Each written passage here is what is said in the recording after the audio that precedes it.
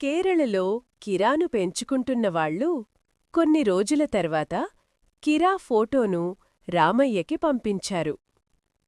ఆ ఫోటో చూసిన రామయ్య కిరాను చాలా బాగా చూసుకుంటున్నారని అర్థం చేసుకున్నాడు.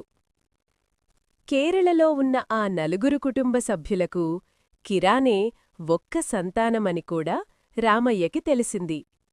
అది చూసి రామయ్య మనసులో కొంత తేలికపాటు వచ్చింది. కొన్ని సంవత్సరాలు అలా గడిచిపోయాయి. ఆ తరువాత రామయ్య భార్య సీతమ్మ మనం వేరే ఊరికి మారాలి అని చెప్పింది. ఇల్లు చూడడానికి రామయ్య, సీతమ్మ వేరే ఊరికి వెళ్లారు.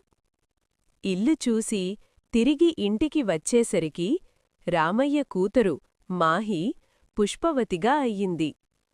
కాలం ఆమెను చిన్నపాపగా కాకుండా అర్థం చేసుకునే అమ్మాయిగా మార్చింది. 5 రోజుల తర్వాత రామయ్య, సీతమ్మ మాహితో 3 పిల్లలతో కొత్త ఇంటికి వెళ్లారు.